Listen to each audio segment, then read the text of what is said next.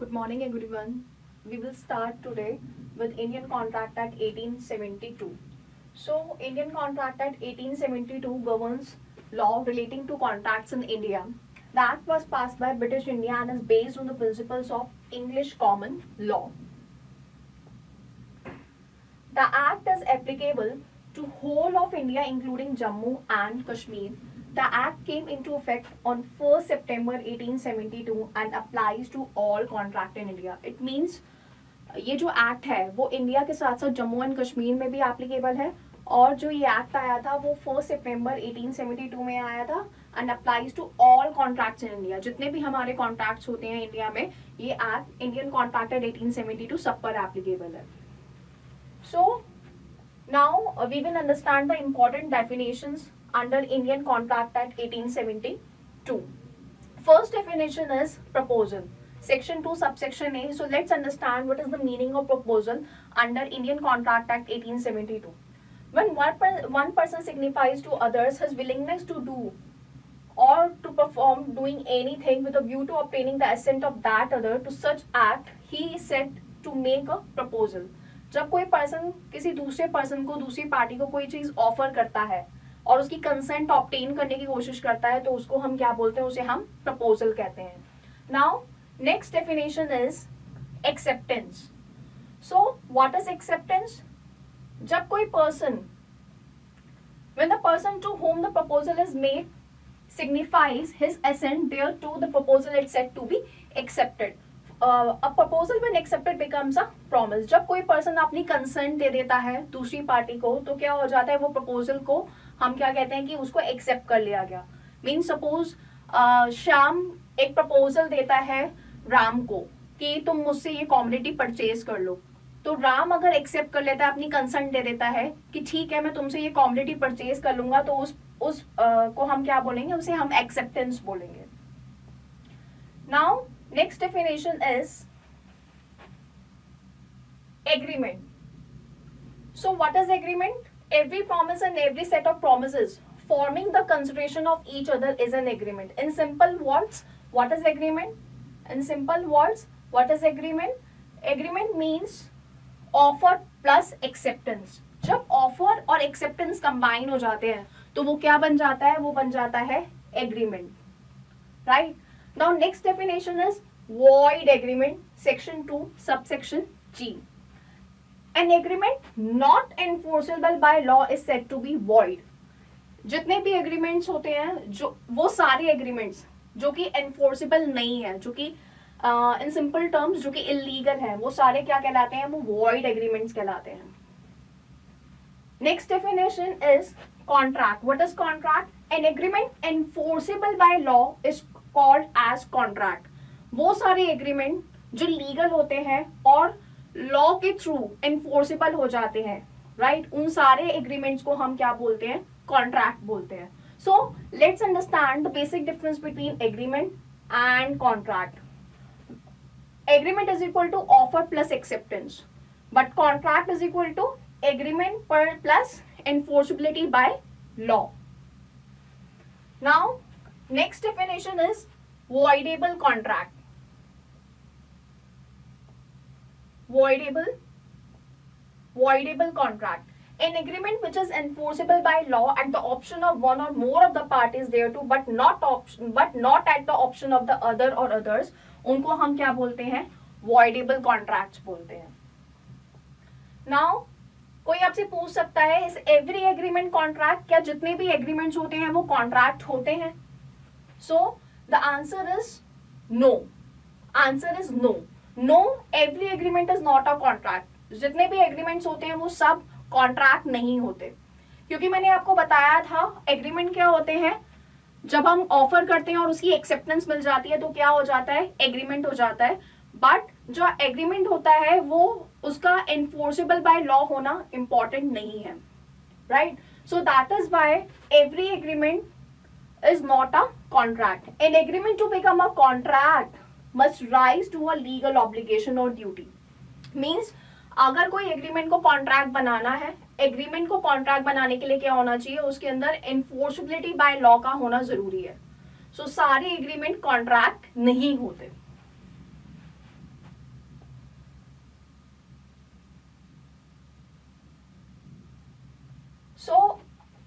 Let's understand the term agreement in depth, right? So इसको हम depth में थोड़ा सा समझेंगे कि what is an agreement.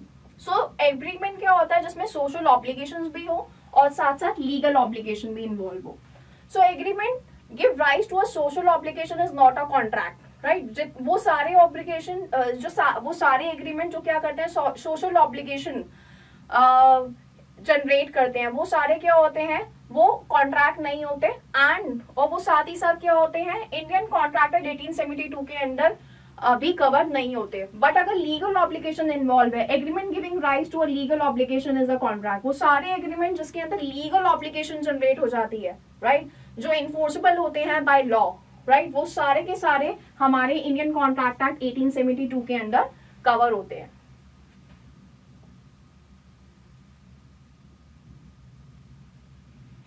So now let's understand the difference between agreement and contract.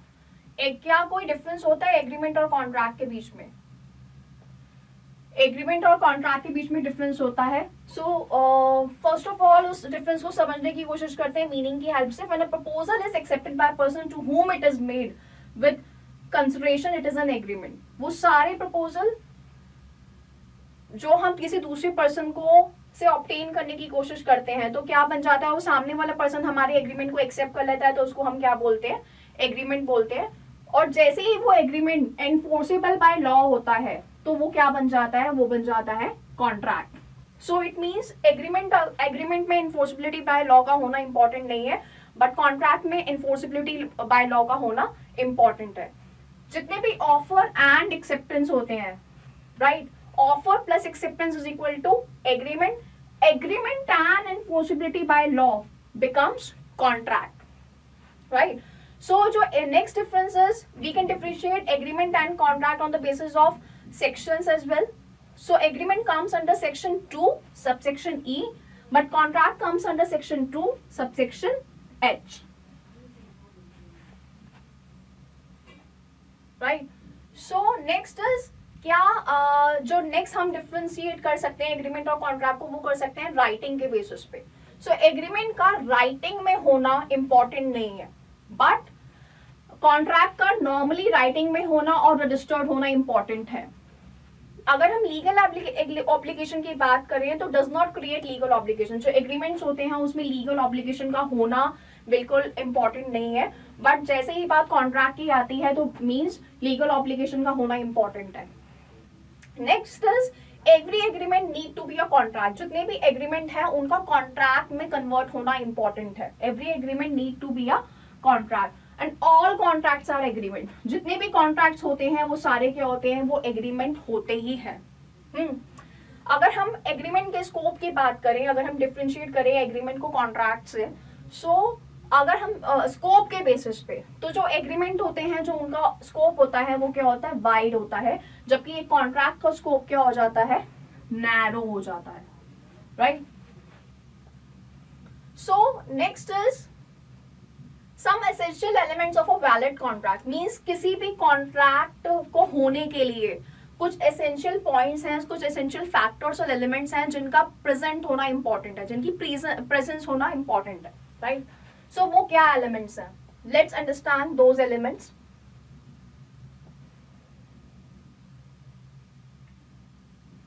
Let's understand those elements. So essential elements of a valid contract. कौन कौन से एलिमेंट होने चाहिए, कौन कौन से फैक्टर्स प्रेजेंट होने चाहिए सिचुएशन में, तो वो जो कॉन्ट्रैक्ट है वो क्या हो जाता है, वो वैलिड हो जाता है.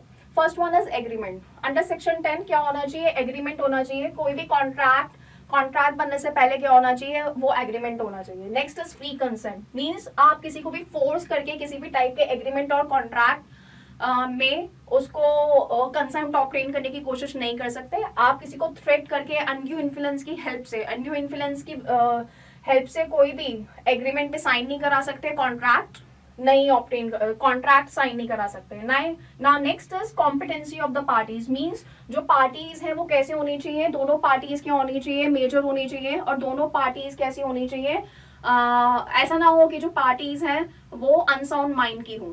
लाइक या फिर हो सकता है कि एक पार्टी तो नॉर्मल है लेकिन दूसरी पार्टी कैसी है, वो अनसाउंड माइंड की है, तो ऐसा नहीं होनी चाहिए। मीन्स जो पार्टीज हैं वो दोनों पार्टीज कैसी होनी चाहिए, कॉम्पिटेंट होनी चाहिए कॉन्ट्रैक्ट और एग्रीमेंट को साइन करने के लिए, कॉन्ट्रैक्ट और एग्रीमेंट के लिए। नेक्स्ट इज लॉफुल कंसिडरेशन, जो भी आपका कंसिडरेशन इन्वॉल्व है एग्रीमेंट और कॉन्ट्रैक्ट में वो कैसा होना चाहिए, लॉफुल कंसिडरेशन होना चाहिए। मीन्स आप ऐसा ना करें कि आप एग्रीमेंट और कॉन्ट्रैक्ट साइन कर रहे हैं, आप एग्रीमेंट और कॉन्ट्रैक्ट में एंटर कर रहे हैं, लेकिन वो जो डील हो रही है वो कैसी हो रही है, वो अनलॉफुल हो रही है, right. Next is legal object, अगर आप किसी ऑब्जेक्ट का कॉन्ट्रैक्ट या एग्रीमेंट साइन कर रहे हैं, कॉन्ट्रैक्ट साइन कर रहे हैं, तो वो कैसा होना चाहिए, ऑब्जेक्ट लीगल होना चाहिए, इलीगल नहीं होना चाहिए। और साथ ही साथ क्या होना चाहिए, condition element not expressly declare to be void, void नहीं होना चाहिए, राइट। सो ये कुछ ऐसी कंडीशंस है, ये कुछ ऐसे फैक्टर्स हैं जो एसेंशियल तो नहीं है बट जिनका कॉन्ट्रैक्ट में होना इंपॉर्टेंट है, लाइक टू पार्टीज। इंपॉर्टेंट नहीं है लेकिन एक कॉन्ट्रैक्ट साइन करने के लिए कम से कम दो पार्टीज का इन्वॉल्व होना जरूरी है। Intention to create a legal relationship, जो दो पार्टीज हैं उनके माइंड में ये होना चाहिए, उनकी इंटेंशंस कैसी होनी चाहिए कि उनको एक लीगल रिलेशनशिप क्रिएट करना है। नेक्स्ट इज लीगल फॉर्मेलिटीज, सारी लीगल फॉर्मेलिटीज कंप्लीट होनी चाहिए। Certainty of meaning, right. Next is possibility of performance, like possibility of performance means आप किसी के साथ ऐसा कॉन्ट्रैक्ट साइन नहीं कर सकते कि मैं आज रेन करवा दूंगा, राइट, मैं आपको मून पे पहुंचवा दूंगा, मैं आपको सन पे लेकर आ जाऊंगा। ऐसी मीन्स कैसा होना चाहिए कॉन्ट्रैक्ट जिसकी परफॉर्मेंस आपके हैंड्स में हो और उसको आप परफॉर्म कर पाओ, ठीक है। सो ये कुछ आपके एलिमेंट्स थे जिनका कॉन्ट्रैक्ट में होना इंपॉर्टेंट है। मींस इन फैक्टर्स का इंपॉर्टेंट, इन फैक्टर्स की इंपॉर्टेंस है। अगर ये फैक्टर्स प्रेजेंट है किसी कॉन्ट्रैक्ट में तो वो जो कॉन्ट्रैक्ट होगा वो क्या होगा, वो वैलिड होगा। इन फैक्टर्स की एब्सेंस में कोई भी जो कॉन्ट्रैक्ट है वो वैलिड नहीं हो सकता। Now let's understand two parties से क्या मतलब है। There should be at least two parties for a contract, means दो पार्टीज, दो पर्सन होने चाहिए, right. There should be an offer और प्रपोजल बाय वन पार्टी, एक पार्टी दूसरी पार्टी को क्या करे, कुछ चीज ऑफर करे, राइट, कोई प्रोडक्ट, कोई कॉमोडिटी, कोई सर्विस, राइट।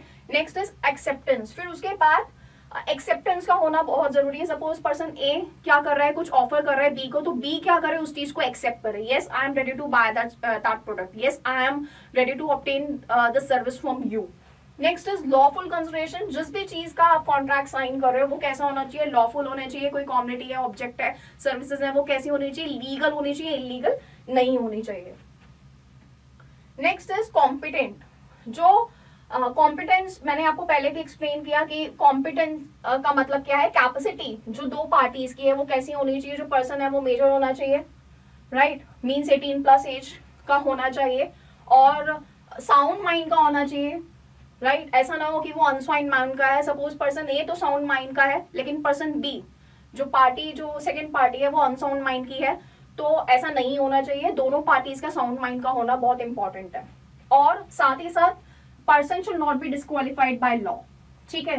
थर्ड जो कंडीशन है वो ये है कॉम्पिटेंट टू कॉन्ट्रैक्ट की, वो है कि जो पर्सन है, जो पार्टीज इन्वॉल्व है कॉन्ट्रैक्ट में, वो क्या होने चाहिए, डिस्क्वालिफाइड बाय लॉ नहीं होनी चाहिए। Now let's understand the meaning of free consent. Free consent से क्या मतलब है, फ्री कंसेंट क्या होता है। फ्री कंसेंट का मतलब होता है कि आपने किसी की कंसेंट, जो पार्टीज इन्वॉल्व हैं कॉन्ट्रैक्ट में, आपने उनकी कंसेंट कैसे ऑब्टेन की हो, without any undue influence, without any threat and without any fraud, या फिर आपने कोई ऐसे फैक्ट्स मिसरिप्रेजेंटेशन के साथ किसी की कंसेंट ऑब्टेन नहीं की हो, या फिर आपने कॉन्ट्रैक्ट में कुछ मिस्टेक्स ना की हो जिसकी वजह से क्या हो रहा है कि सेकंड पार्टी जिसको आपने ऑफर किया था, राइट, उसने आपका कॉन्ट्रैक्ट इसलिए उसने अपनी कंसेंट इसलिए दी थी क्योंकि आपने मिसरिप्रेजेंटेशन ऑफ फैक्ट किया है, राइट, आइदर इंटेंशनली और अनइंटेंशनली। और सपोज आपने कॉन्ट्रैक्ट में कुछ मिस्टेक कर दिया है तो भी वो आप, इट मीन्स आपने जो कंसेंट ली है वो फ्री कंसेंट ऑब्टेन नहीं की।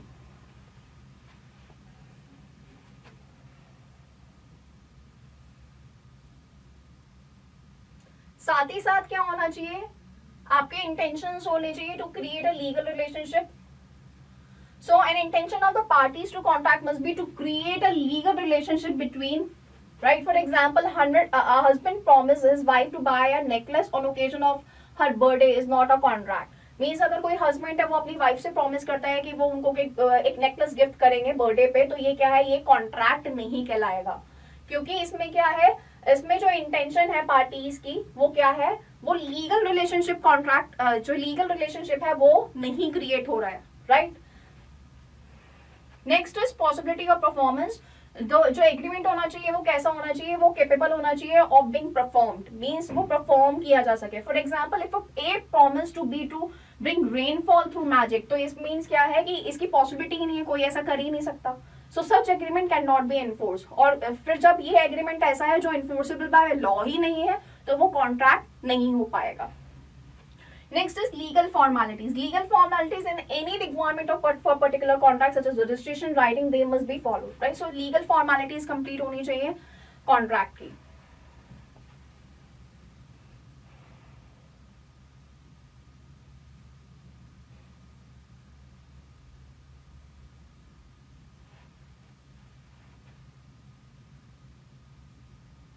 So let's understand the next topic, offer.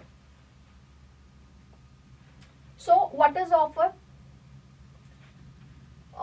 Offer means जब एक पार्टी दूसरी पार्टी को कुछ प्रोडक्ट, कमोडिटी, सर्विसेज ऑफर करती है ताकि वो उसकी कंसेंट ऑब्टेन कर सके, तो उस प्रोसेस को हम क्या कहते हैं, उस सिचुएशन को हम कहते हैं, इन सिंपल टर्म्स में आपको मैं समझाती हूँ, offer. So there are so many types of, there are 7 types of offer. First one is general offer. This is an offer to the whole world. This is an offer to the whole world means आपने कोई चीज declare कर दी, right, वो सबके लिए open है, anyone can come and give the consent. So वो कैसा कॉन्ट्रैक्ट, वो ऑफर कैसा हो गया, वो जर्नल ऑफर हो गया। Next is specific offer. It is an offer made to a particular person और group of person. Specific offer क्या होते हैं, एक पर्टिकुलर पर्सन को किए जाएंगे, राइट, आप ऑफर देते हो किसी एक पर्सन को या फिर ग्रुप ऑफ पर्सन को, तो वो ऑफर क्या कहलाते हैं, वो स्पेसिफिक ऑफर होते हैं, और वो स्पेसिफिक ऑफर होल वर्ल्ड के लिए ओपन नहीं होते। Next is express offer. Express offer क्या होता है, it is an offer which is made by words either oral और in writing. Express offer means आपने कुछ ऐसा ऑफर किया है, या तो वो ओरल है या फिर राइटिंग में, तो वो सारे ऑफर्स क्या कहलाते हैं, एक्सप्रेस ऑफर कहलाते हैं। Next is implied offer. It is an offer which is made by conduct और gesture of the parties, right? When a person to whom the offer is made does not accept the offer, he counters the condition. This is called counter offer, right? Cross offer क्या होता है, when two offers of same terms and condition cross each other at same time, it is called cross offer. Standing or next is standing offer. An offer is a standing offer. It is intended to remain open for a specified period, right? So आप कोई ऐसा offer करते हो जो कैसा होता है, कुछ स्पेसिफिक पीरियड के लिए, means 10 days, 20 days, 30 days, 40 days, उसकी लिमिट से, या फिर 3 मंथ्स, 4 मंथ्स, 6 मंथ्स तक के लिए क्या है, वो ऑफर अवेलेबल है, उसके बाद वो ऑफर अवेलेबल नहीं है। मीन्स आपने कोई ऑफर किया, किसी आपने कोई ऑफर किया हो या तो होल वर्ल्ड को या फिर पर्टिकुलर पर्सन को या फिर ग्रुप ऑफ पर्सन को, बट वो क्या है, वो उसकी एक वैलिडिटी है, राइट। वो ऑफर क्या है, 10 डेज के लिए अवेलेबल है, 10 डेज के बाद आप ऑफर एक्सेप्ट ही नहीं करोगे, या फिर वो 30 डेज के लिए अवेलेबल है, 30 डेज के बाद वो ऑफर आप एक्सेप्ट ही नहीं करोगे, या फिर 60 डेज के लिए अवेलेबल है, 60 डेज के बाद वो ऑफर आप एक्सेप्ट ही नहीं करोगे। सो इस टाइप के जो ऑफर होते हैं वो क्या कहलाते हैं, वो स्टैंडिंग ऑफर कहलाते हैं, means to remain open for a specified period. Next is essential of valid offer. Essentials of valid offer. So offer में भी एक्सप्रेस्ड और इम्प्लाइड। ऑफर कैसा हो सकता है, ये कुछ पॉइंट्स हैं जिनकी प्रेजेंस होना, अगर आप किसी को कुछ ऑफर कर रहे हो तो ये कुछ एलिमेंट्स हैं जिनका प्रेजेंट होना बहुत इंपॉर्टेंट है। फर्स्ट इज ऑफर में भी एक्सप्रेस और इम्प्लाइड। ऑफर कैसा होना चाहिए, या तो एक्सप्रेस होना चाहिए या फिर इम्प्लाइड होना चाहिए, राइट। ऑफर में भी स्पेसिफिक और जर्नल। ऑफर कैसा हो सकता है, या तो स्पेसिफिक हो सकता है, स्पेसिफिक ऑफर मैंने आपको बताया था, स्पेसिफिक ऑफर वो ऑफर होते हैं या जो आप किसी पर्टिकुलर पर्सन को करते हो या फिर ग्रुप ऑफ पर्सन को करते हो, वो होल वर्ल्ड के लिए आप ओपन नहीं रखते, वो होल वर्ल्ड को आप ऑफर नहीं करते। So it can be accepted by person to whom it has been made, no one else can accept such offer, right. या फिर जर्नल हो सकता है। General offer means an offer made to the public at large. Means आपने क्या किया, एक offer किया है और वो सबके लिए ओपन है, anyone can come and accept the offer, right. Next is offer must create. Here are the top Amazon deals. Lenovo Idea Center Gaming 5 Desktop AMD Ryzen 5 5600G 8 GB. It's 59,490 rupees after 34,200 rupees in savings. With delivery by the 6th of So January, enough to be valid you must can create a say add to legal cart relationship between parties. or So say for next. example, and dinner invitation extended by A to B is not a valid offer. किसी ने क्या किया, A ने क्या किया, B From को dinner के लिए invite किया, तो ये bankolufsen.com. क्या है, यहाँ पे कोई The legal extended relationship return नहीं right is create होता only है. valid for the So following ये क्या है, ये products: एक valid Beer offer Sound 1, नहीं है. Beer Sound 2, Right? Beer Now Sound next Edge, is offer must be Beoplay clear, not A9, vague. जो offer Beer होना Sound चाहिए वो कैसा Balance, होना चाहिए, Beer बहुत ही Sound clear होना Stage, चाहिए, Beer कुछ Sound confusing Level, नहीं होना Beer चाहिए, Sound right? A1 The Second Gen, terms of an Beer offer Sound should not be Explore, vague, not clear, Beolit confusing. 20, For example, Beoplay let's H95, understand Beoplay this from Portal, an example. For Beoplay example, HX, A offers to sell Beoplay B foods E8 worth Sport, rupees and 5,000. Beoplay EQ. A ने B को food cell करने के लिए बोला और कितने price का बोला कि वो 5,000 के फूड्स B को सेल करेगा. So this is not a valid offer. ये ऑफर कैसा है, ये एक वैलिड ऑफर नहीं है. क्यों ये वैलिड ऑफर नहीं है? क्योंकि ना ही ए ने क्या किया है, ए ने ये नहीं बताया कि कितनी क्वांटिटी के फ्रूट्स वो बी को देगा और कौन कौन से टाइप्स के फ्रूट्स वो बी को देगा. राइट इस बारे में कोई आइडिया नहीं है. सो इट मीन्स सो ये क्या है, ये बहुत ही वेग ऑफर हो गया. सो अगर वेग है तो इसका क्लियर होना जरूरी है. सो ऑफर में ऑफर की जो एसेंशियल कंडीशन है, एलिमेंट है, उसमें ये एक इम्पॉर्टेंट कंडीशन है. Next is offer must be communicated to the offeree. Right offer जो होता है वो ऑफरी को कम्युनिकेट किया जाना बहुत इंपॉर्टेंट है. Next the statement of price is not an offer. Just किसी को ये कोड कर देना कि इस प्रोडक्ट इस कॉमोडिटी और सर्विस का प्राइस ये कॉस्ट है, तो वो क्या कहलाएगा, वो ऑफर नहीं कहलाता. Right offer can not contain a negative condition. Offer में कोई भी नेगेटिव कंडीशन नहीं होनी चाहिए. The non-compliance of any terms of offer cannot lead to automatic acceptance of the offer. For example, A offers to sell his cow to B for 5,000. If the offer is not rejected by Monday, it will be considered as accepted. This is not a valid offer. Means just किसी condition का, means किसी situation का fulfill ना करना का मतलब ये नहीं होता कि वो offer क्या हो गया, वो accept हो गया. Means अगर for example A ने B को बोला कि वो अपनी काउ जो है वो बी को देगा, बेचेगा, सेल करेगा 5,000 रुपीज में, लेकिन अगर मंडे तक बी ने ऑफर को रिजेक्ट नहीं किया तो ये माना जाएगा कि जो ऑफर है वो एक्सेप्ट हो चुका है. सो ये क्या है, इट मींस इसमें एक नेगेटिव कंडीशन प्रेजेंट है. सो ऐसा नहीं होना चाहिए.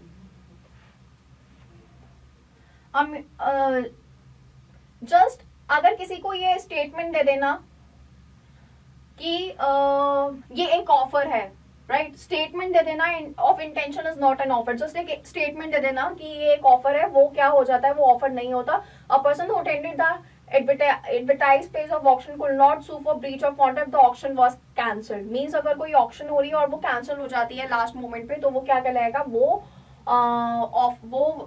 एक वैलिड ऑफर नहीं कहलाएगा. मीन्स जस्ट एक स्टेटमेंट क्या होता है, स्टेटमेंट ऑफ इंटेंशन ऑफर नहीं होता है. So let's understand the difference between offer and invitation to offer. Offer and invitation to offer. So meaning. So when one person expresses will to another person to do or not to do something to take his approval is known as offer. जब एक person क्या करता है, अपनी will express करता है दूसरे person को कि कुछ करने के लिए या कुछ एक्टिविटी परफॉर्म करने के लिए, कुछ वर्क परफॉर्म करने के लिए और उसका अप्रूवल ऑब्टेन करने के लिए, तो वो क्या कहलाता है, वो ऑफर कहलाता है. जब कोई person, when a person express something to another person to invite him to make an offer, it is known as invitation to offer.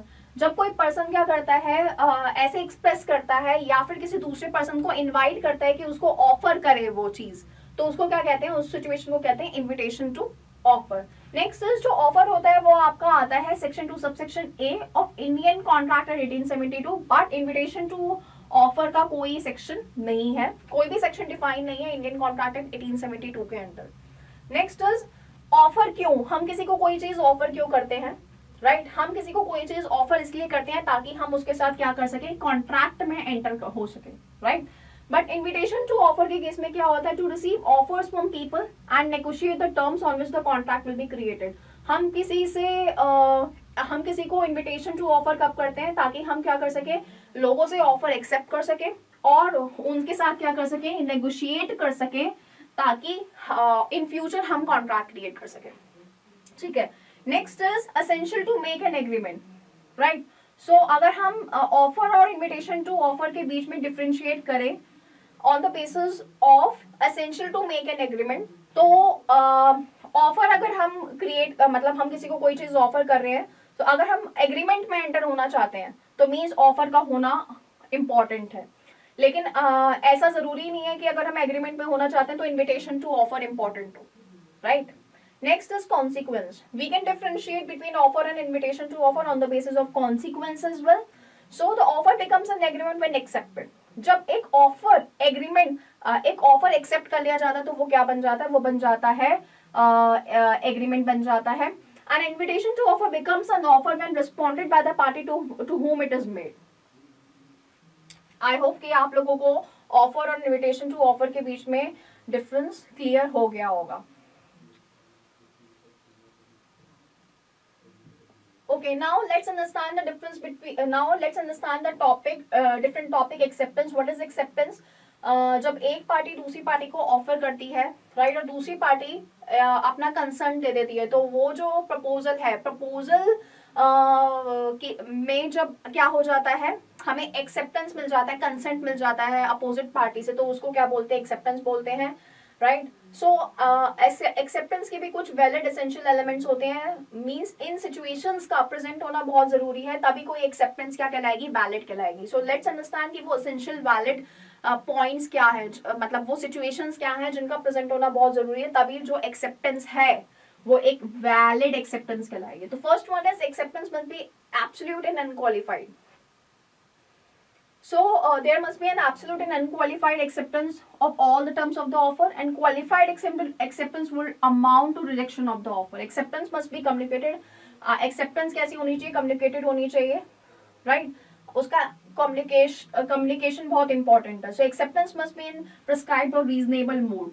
कोई भी एक्सेप्टेंस है वो कैसी होनी चाहिए, वो एक प्रिस्क्राइब्ड और रीजनेबल मोड में होनी चाहिए. Offer should be accepted in the prescribed mode. If the offer और prescribes no mode of acceptance, the acceptance must be communicated according in any reasonable mode such as in writing और oral. Means आप जब किसी को क्या करते हो, आप किसी को किसी की एक्सेप्टेंस ऑब्टेन करना चाहते हो, तो आपको क्या करना चाहिए, वो एक्सेप्टेंस जो आपके पास आ रही है वो या तो ओरल होनी चाहिए, राइटिंग में होनी चाहिए, right. Suppose I am going to buy a product from person A, right. So मुझे उसे एक्सेप्टेंस देनी पड़ेगी या तो राइटिंग में या फिर ओरली वर्बली, जैसे मेरी चॉइस है वैसे. लेकिन यस, एक प्रिस्क्राइब्ड मैनर और मोड का होना बहुत इंपॉर्टेंट है.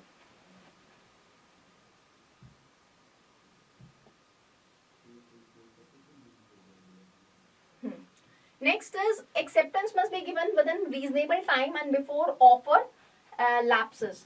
जो एक्सेप्टेंस है वो कैसा होना चाहिए, रीजनेबल टाइम में दी जानी चाहिए. सपोज अगर कोई पर्सन ए है, वो मेरी मतलब मैं उसे कोई प्रोडक्ट परचेज कर रही हूँ, राइट. सो उस पर्सन को मुझे with in a time limit, एक टाइम फ्रेम के अंदर अपनी एक्सेप्टेंस दे देनी चाहिए. ऐसा नहीं कि मैं बहुत ज्यादा टाइम ले रही हूँ, right. Suppose I am going to buy a car from person A.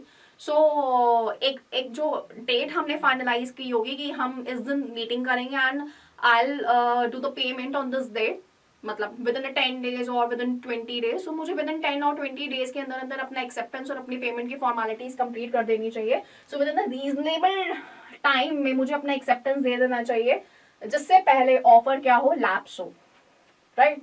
So acceptance में स्पेसिफाइड टाइम का होना बहुत जरूरी है. If no time is specified then acceptance may be made within reasonable time, ठीक है. Next is acceptance should be made before offer lapses. और acceptance हमेशा कैसा होना चाहिए, ऑफर की एक्सपायरी से पहले उस एक्सेप्टेंस आ जानी चाहिए. जो एग्रीमेंट और कॉन्ट्रैक्ट है उनके लैप्स होने से पहले एक्सेप्टेंस ऑब्टेन हो जानी चाहिए. Now acceptance must be given after receiving the offer and it should not be precede the offer. Next is acceptance must be given only by the person to whom the offer is made. जो acceptance है वो किसके through आनी चाहिए, उस person के through आनी चाहिए जिसको आपने ऑफर किया है. ऐसा नहीं कि सपोज ऑफर तो मुझे किया गया, राइट. अब लेकिन एक्सेप्टेंस कौन दे रहा है, एक्सेप्टेंस कोई और दे रहा है. Like suppose my mother is giving the acceptance, my father is giving the acceptance, but offer किसे किया गया था, ऑफर मुझे किया गया था. सो ऐसा नहीं होना चाहिए. ऑफर आप एक्सेप्टेंस भी आप उसी पर्सन से ऑब्टेन करो जिसको आपने ऑफर किया था. So an offer can be accepted only by the person और the person to whom it is made. Right. So suppose अगर किसी ने कोई प्रोडक्ट या कॉमोडिटी खरीदने के लिए मुझे ऑफर किया था, तो एक्सेप्टेंस भी किसकी होनी चाहिए? सिर्फ और सिर्फ मेरी होनी चाहिए. ऐसा नहीं कि मेरे बिहाफ पे कोई और पर्सन एक्सेप्टेंस दे रहा है. राइट. इसके साथ एक और पॉइंट है जो आपको समझना बहुत इंपॉर्टेंट है. So it can be accepted by another person without the consent of the offeror. Right. So आपको ये वाला पॉइंट थोड़ा सा माइंड में रखना है. तो rejected offer can be accepted only on renewal. अगर कोई ऑफर क्या कर दिया जाता है, रिजेक्ट कर दिया जाता है, तो वो कब एक्सेप्ट होगा? उसके रिन्यूअल पे.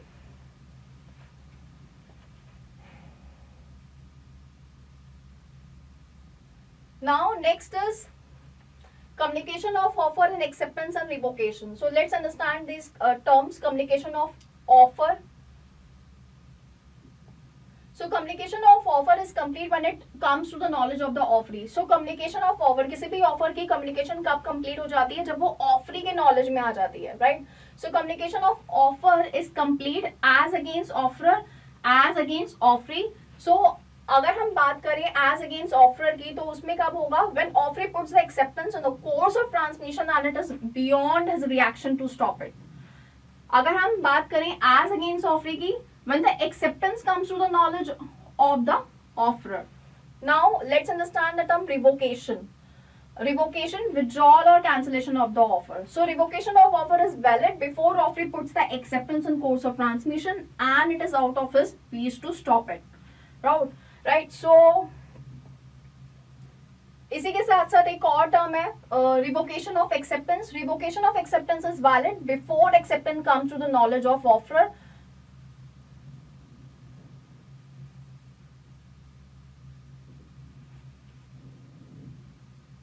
Now next very important term is consideration.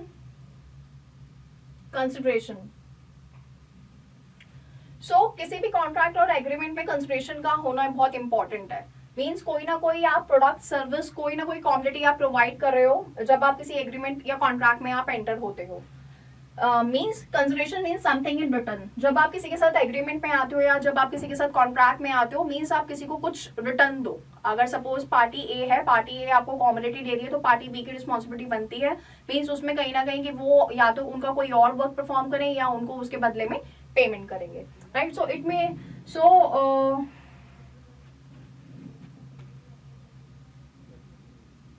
जो कंसिडरेशन है उसके there are few types of consideration. First one is past consideration. In case of a past consideration the promisor had received the consideration before the date of the promise. And in case of present consideration, the present consideration is one in which one of the parties to the contract has performed his part, which constitute the consideration for the promisee by the other side. It is known as present consideration. Future consideration means when consideration is to move at future date, then it is called as future consideration. जो means जितनी भी consideration है वो आप future में दोगे, तो वो सारी consideration क्या कहलाएंगी? वो future consideration कहलाएंगी.